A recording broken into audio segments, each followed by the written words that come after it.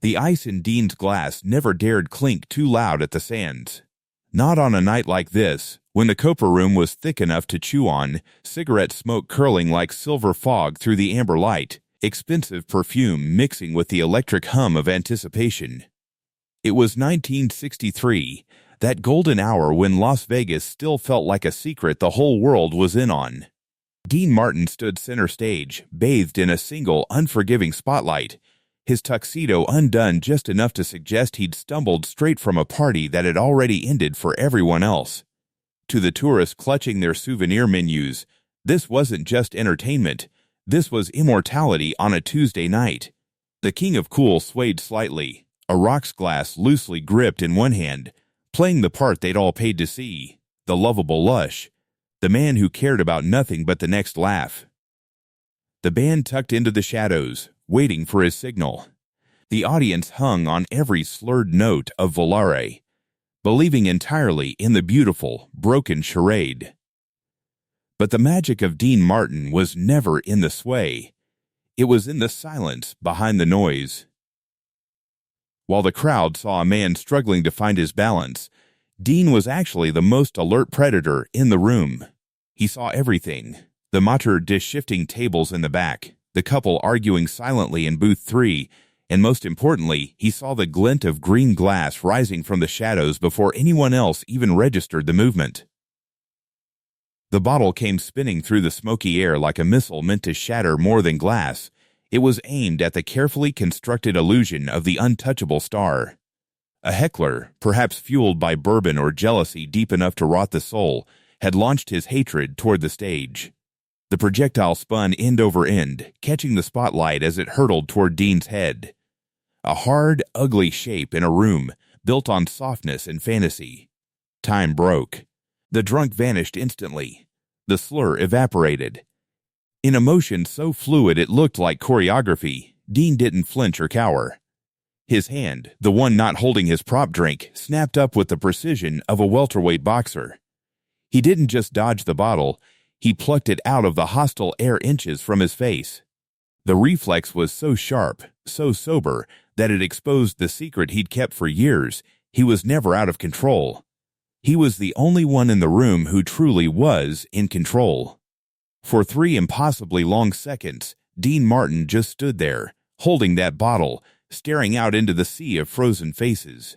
The band stopped. The breath left the room. The mask didn't fall off with a crash. It lowered in silence. Here was the moment no one had paid to see. The fragile line between persona and person. Between the drunk act and the man who could have been humiliated. Broken. He could have exploded. He could have stormed off. Instead, Dean did something far more dangerous in a town built on noise. He got quiet, and what he said next would become the kind of story waiters told their grandchildren, the kind of memory that would outlive the neon and the noise. Dean Martin spent his life making the difficult look easy, but stories like this reveal the heavy cost of that cool. If you want to keep the memory of the true Rat Pack alive, consider supporting the channel by buying me a coffee using the link in the description. Your support helps us uncover these lost legends. Now let's go back to that night at the sands, when a glass bottle fell, and a man quietly decided who he really was. The ice in Dean's glass never dared clink too loud at the sands. Not on a night like this, when the copper room was thick enough to chew on, cigarette smoke curling like silver fog through the amber light, expensive perfume mixing with the electric hum of anticipation. It was 1963, that golden hour when Las Vegas still felt like a secret the whole world was in on. Dean Martin stood center stage, bathed in a single unforgiving spotlight, his tuxedo undone just enough to suggest he'd stumbled straight from a party that had already ended for everyone else. For a heartbeat after the catch, the copper room forgot how to breathe. The bottle sat in Dean's hand like an accusation, green glass glittering under the merciless light. The band's last chord hung suspended, unresolved, a question mark nobody wanted to answer. All that Vegas glamour, the sequins, the diamonds, the Comped cocktails, suddenly felt fragile, like it might shatter just as easily as that bottle would have against Dean's skull. The drunk act vanished instantly. Gone was the sleepy-eyed, stumbling charm that had seduced millions. In its place stood a man who had grown up in the rough steel towns of Ohio, a man who knew what real fists felt like long before he knew the touch of silk sheets. His eyes, usually crinkled in mirth, were now sharp enough to cut diamonds, scanning past the blinding front row toward the darkness where cheap seats and broken souls usually sat. People in the front whispered nervous fragments. Was this part of the show? It couldn't be real. Not to them. Not to a room that believed money could buy safety for one more night. Dean lifted the bottle slightly, examining it in the spotlight like a strange, glittering microphone. His voice, when it finally came, was stripped of the slur, clear as chapel bells on a Sunday morning, almost tender. "Easy there, Pally. You want to buy me a drink, you don't have to throw the whole bottle." The laughter didn't just ripple, it exploded. Relief washed over the crowd in waves, desperate gratitude that the King of Cool hadn't lost his crown. The band jumped back into the arrangement, eager to pretend everything was normal again. Dean set the bottle down gently on the piano, patted it twice like a pet that had misbehaved, and slid back into his drunk act so seamlessly that within 30 seconds, half the audience had convinced themselves they'd imagined the whole thing. But if you watched Dean closely, really watched him, you saw the truth. The smile didn't quite reach his eyes. There was a small, unspoken crack in the cool. Between verses, between jokes, his gaze kept flickering to the back of the room. He wasn't hunting a villain, he was locating a wound. Somewhere in that darkness sat a man who'd wanted to hurt him badly enough to throw glass at a living legend. That kind of fury didn't come from nowhere. Security was already moving through the crowd like sharks sensing blood, ready to drag the offender into the desert night where Vegas handled its problems quietly. But Dean raised his free hand, and the guard stopped mid-stride. The gesture was small, almost invisible to the audience, but it carried absolute authority.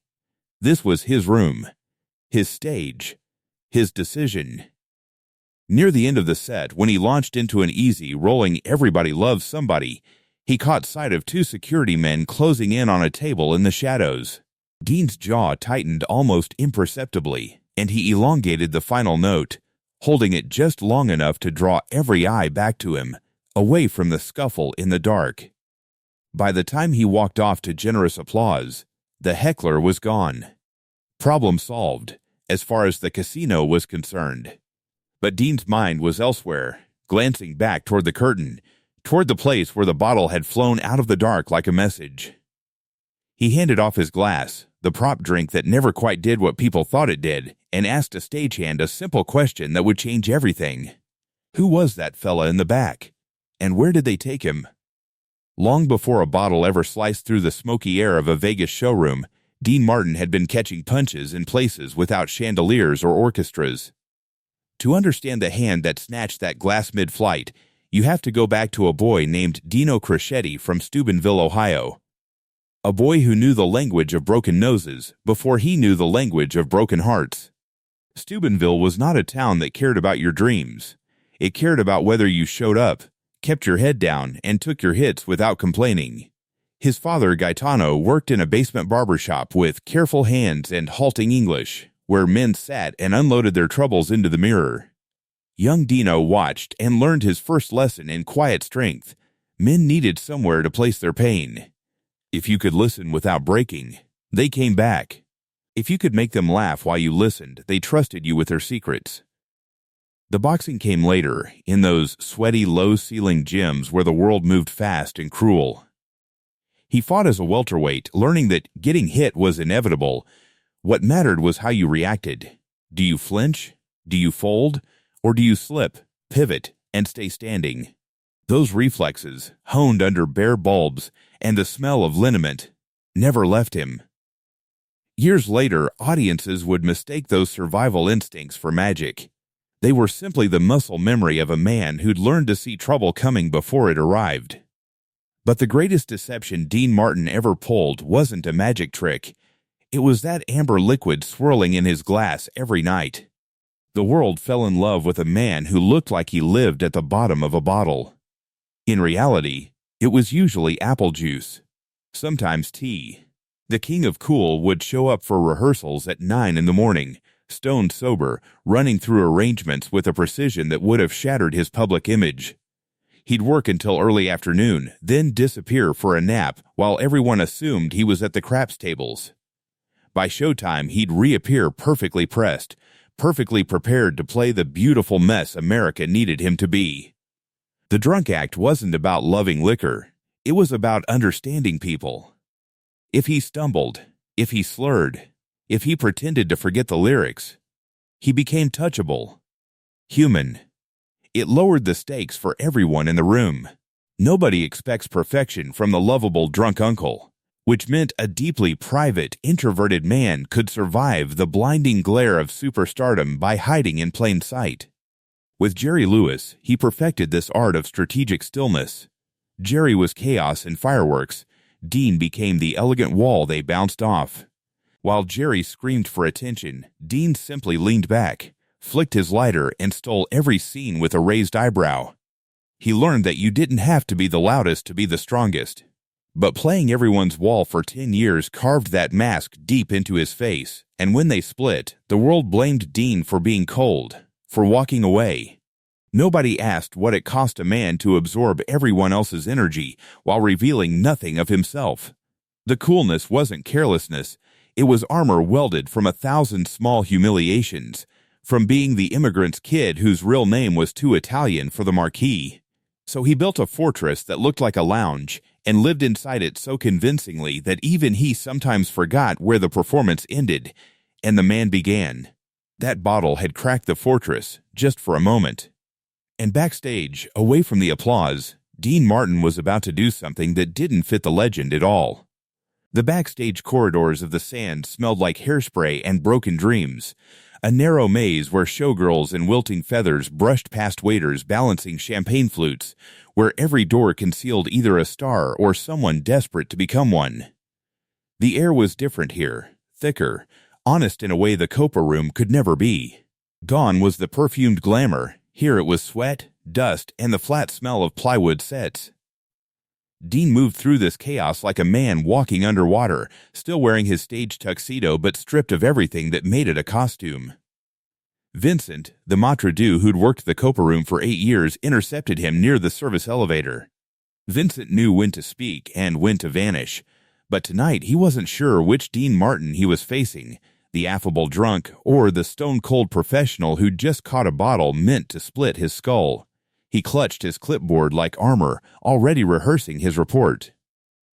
"Mr. Martin, we've handled the situation. Security took care of it. The gentleman won't be bothering anyone again."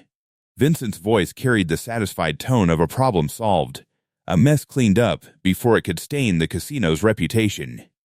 Dean stopped walking. His hand went to his pocket, fishing for cigarettes he didn't actually want. Handled how? Exactly? The question wasn't casual, and Vincent suddenly understood he was walking through a minefield. "Standard procedure, sir. Permanent ban from all Sands properties." The boys took him out through the loading dock. Might have roughed him up a little on the way out, but nothing serious. Just enough to make the point stick. Something flickered across Dean's face, a shadow that had nothing to do with the harsh corridor lighting. He looked tired in a way that went deeper than any late-night show. "What's his name?" Vincent blinked, genuinely confused. In his 8 years managing the whims of stars and high rollers, nobody had ever asked for a heckler's name. You removed the problem and moved on. I don't. I'd have to check with security. Why does it matter? Dean's silence was answer enough. Vincent made a phone call, his voice dropping to a whisper Dean couldn't quite hear. When he hung up, his expression had softened with something like pity. Robert Callahan. Local guy. Used to work construction until the projects dried up. Security says he's been drinking heavy since his wife left. Took the kids. They found discharge papers in his wallet. Marines. 2 tours in Korea. The information settled between them like cigarette smoke. Dean nodded once, slowly, as if confirming something he'd already suspected. Men didn't throw bottles at strangers because they were happy. They threw bottles because they were drowning and didn't know how else to make noise. Tell security to bring him back. Quietly. Not through the casino, use the freight entrance. And Vincent? If they've already worked him over, there's going to be a problem. 20 minutes later, in a dressing room that smelled like cold cream and expensive cologne, two men sat across from each other in folding chairs. One was America's most beloved entertainer. The other was a stranger whose hands wouldn't stop shaking, nursing a split lip and wearing a torn shirt that told the story of his encounter with Vegas justice. Dean didn't lecture him about the bottle. He didn't demand an apology. He simply poured 2 glasses of something that wasn't apple juice and asked, "Rough night, huh?" The man, Robert, started to cry. Not the loud sobbing of a drunk, but the quiet, shaking weeping of a man at the end of his rope. The words tumbled out in broken fragments, the construction work that had dried up, the empty house, the children he could only see on weekends, the anger that had boiled over when he saw someone on stage who seemed to have it all so easy. Dean listened. Really listened. No glancing at the clock, no impatient sighs, just that stillness he'd perfected on stage now turned into something sacred. When the story finally ran out of words, Dean reached into his jacket and pulled out an envelope, adding bills from his wallet before sealing it. He wrote something on the front, then slid it across the space between them along with a business card. "This isn't for the tables," he said quietly. "You get a room. Get a meal that didn't come free with a drink. Tomorrow you call this number. Guy owes me a favor. He needs good construction workers."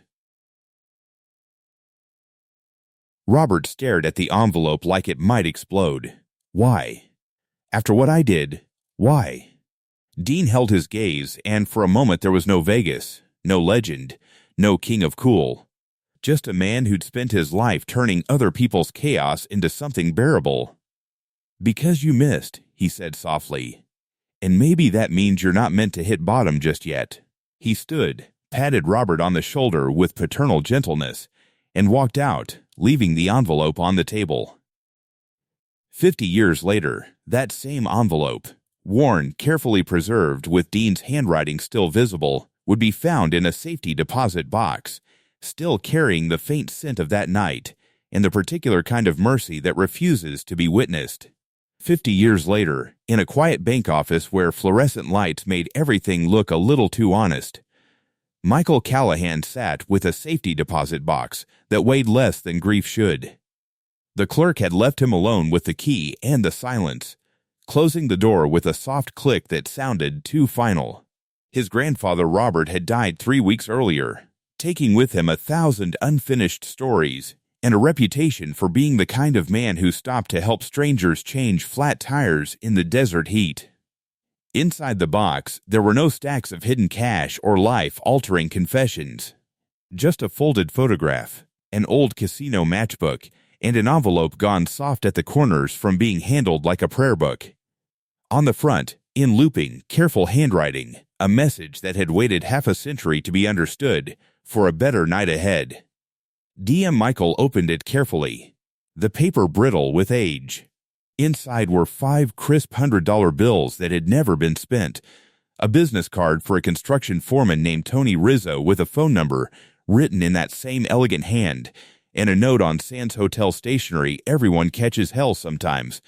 The trick is catching yourself before you hit the ground. Call Tony. He's expecting you.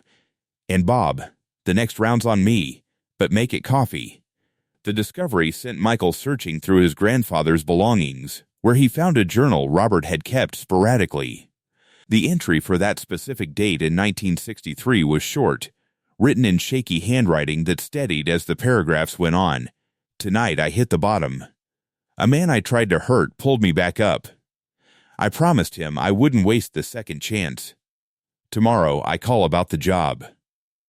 Michael started interviewing family members who remembered Robert's transformation in the months after that Vegas incident. His aunt recalled how her father had suddenly stopped drinking, how he'd shown up to Christmas dinner sober for the first time in years, carrying presents he'd actually bought instead of promised.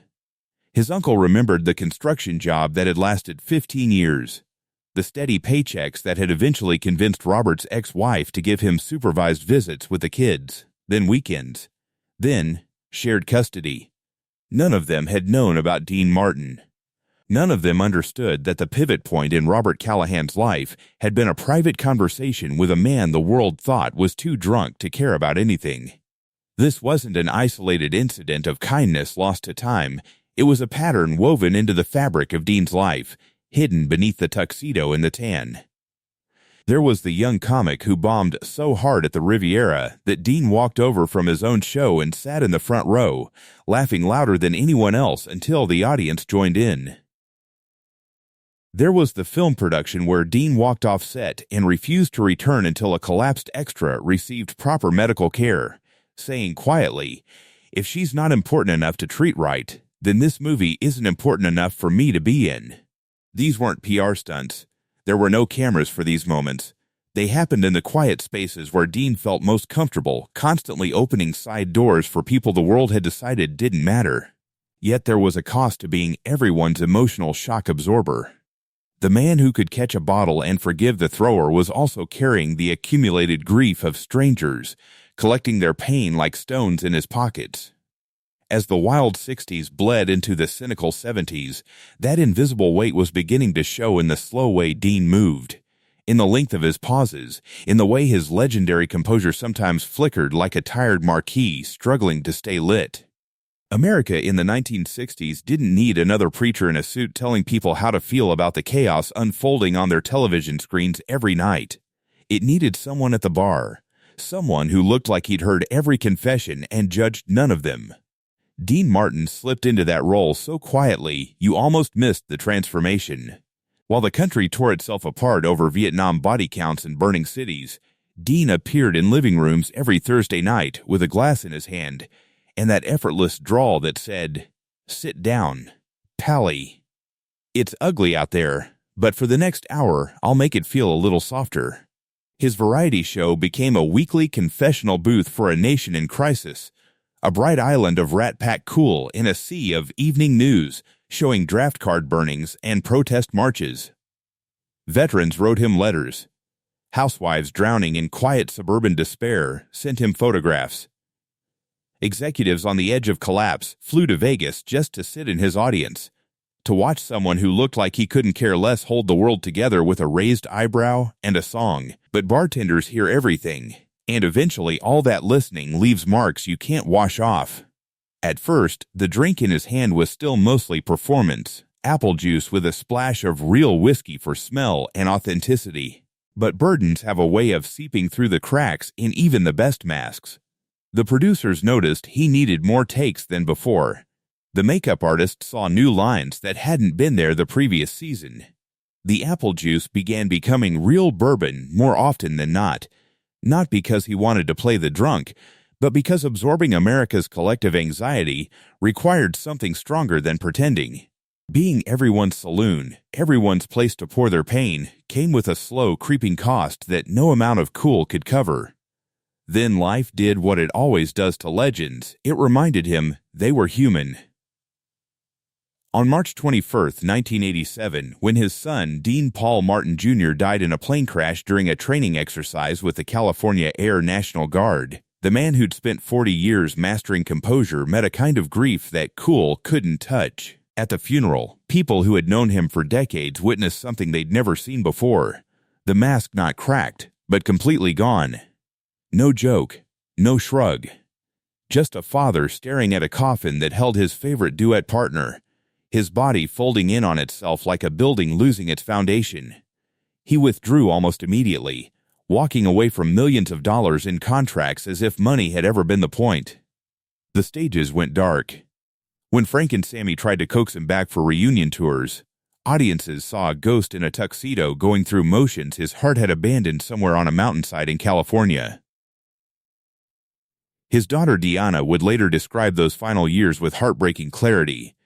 Her father wasn't the swinging playboy of legend, but a man who wore the same cardigan, watched westerns on mute, and preferred scrambled eggs to caviar. He'd spent decades being everyone else's escape, and now he just wanted to be invisible. The bottle incident from 1963 had been a perfect preview of his entire existence.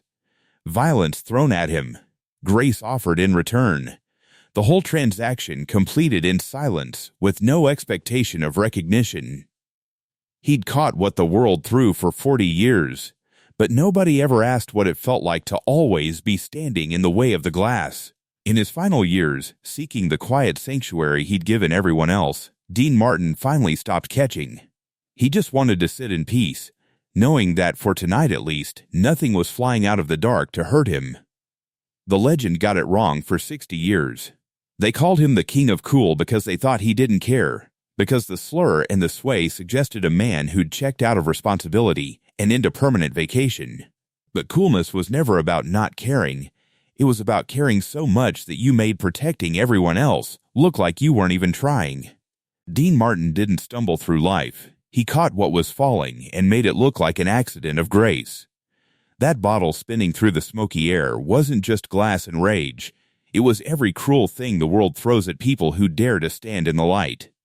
Dean's response became a blueprint for a different kind of strength, one that other performers studied for decades afterward. True coolness isn't about style or aesthetics, it's about temperature, the ability to lower the heat in a room that's about to explode. When chaos erupted, Dean became a master class in emotional de-escalation disguised as entertainment. He absorbed the friction so his audience wouldn't have to feel it, neutralizing threats not by destroying attackers, but by removing the weapon's power to hurt. This technique spread quietly through Hollywood and beyond. Performers from different generations watched his tapes, trying to decode how one man could command absolute authority without ever raising his voice. They were searching for the secret ingredient that allowed him to be the most powerful person in any room while making everyone else feel like they belonged there. The lesson wasn't just about entertainment. It was about meeting chaos with composure, discovering that deflecting with humor and disarming with humanity was more powerful than matching fire with fire. Michael Callahan understood this better than most. Sitting in that television studio years after finding his grandfather's envelope holding the faded note under bright lights, he tried to explain what the discovery had meant. "Everyone talks about how funny he was," Michael said, his voice catching slightly. "Nobody talks about this. About how he saw my grandfather at his absolute worst and decided that wasn't the whole story. That one choice, to respond with grace instead of anger, changed everything. My grandfather got sober. He got his kids back. He became the man who taught me that strength isn't about never getting knocked down. It's about helping someone else get back up." The world needed to believe that kindness could be effortless, so Dean made it look easy. But the truth was, it cost him everything, and he paid it gladly, one caught bottle at a time. In our era of instant retaliation, where every slight demands a louder response, where cruelty is returned with interest and compassion is mistaken for weakness, Dean's way feels almost radical. He showed us that real power whispers, that true strength catches the bottle instead of throwing it back. Somewhere between the spotlight and the frayed entrance, between the roar of applause and the hush of a backroom conversation, Dean Martin found a kind of immortality that has nothing to do with gold records or movie posters. It lives in the construction worker who didn't drink himself into an early grave, in the young comics who learned that the coolest person in the room makes everyone else feel like they belong there. When you strip away the neon and nostalgia, you're left with a single image, a bottle suspended in midair, a man whose hand moves faster than his fear, and a choice made in the space of a heartbeat. In that frozen second, we see the decision we all face when the world throws something sharp at us. We can dodge and let it hit someone else. We can throw it back and add to the wreckage. Or we can reach out, catch it, and set it down gently, refusing to let the cycle of pain continue. That's not just cool. That's immortal. That's the sound of a man who decided that being kind was more important than being right, and that true immortality isn't about living forever. It's about making sure the people around you survive the night.